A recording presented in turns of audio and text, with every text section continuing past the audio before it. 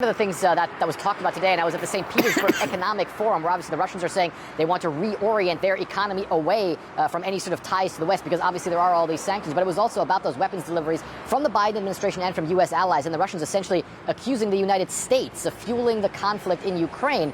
So I asked the spokeswoman for the foreign ministry about some of the things that Vladimir Putin has been saying. In fact, that he believes that he is in the history of Peter the Great and is now essentially taking back land he believes is Russian land, essentially, there in Ukraine, and that led to a pretty testy exchange. Here's what happened. The president of the Russian Federation on Thursday said, and he likened the special military operation by Russia, the invasion of Ukraine, to the things that Peter the Great did in the Great Northern War, and said that Russia was, in his estimation, taking back territory that was rightfully Russia's and strengthening it. Is that not an admission of a severe breach of international law? When will you start using the same tone of voice when you question your own authorities? Why do you use that tone of voice when you question us? Take a look at 2014. We had a referendum. The big question is, take back and strengthen other countries' territories. Is that not a violation of international law? Was there a legal basis to invade Iraq? I'm not talking about Iraq now. You are invading a sovereign country. That is the question.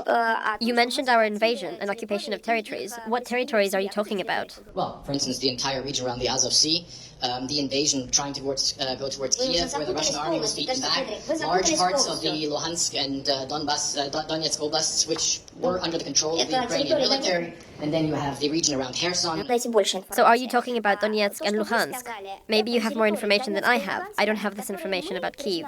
The territories of Donetsk and Luhansk are acknowledged as sovereign states. There are referendums, as I said, reflecting the will of the people. If the Russian president says what's going on in Ukraine is taking back land that is intrinsically Russian land and strengthening that land, can you please explain to me, what does that mean? Where does it end? And is that not a violation of international law? You say I don't answer your question. You just don't like the way I answer it. I am answering it. Perhaps it clashes with your vision. America said they are exceptional, and we said this concept is wrong. But I can tell you that the US troops are now in Syria. Nobody asked them to come. So that was the spokeswoman for Russia's foreign ministry. Meanwhile, Anderson, the former president of this country, Dmitry Medvedev, on his social media account, he questioned whether Ukraine would actually still be on the world's map 2 years from now. So as you can see there, the Russians certainly not backing down. And one of the things that you keep hearing from the authorities in Moscow, from the Kremlin, from Russia's foreign ministry, is that Russia will not stop with what it's doing in Ukraine until it has achieved all its objectives, obviously with all the consequences for Ukraine and its people.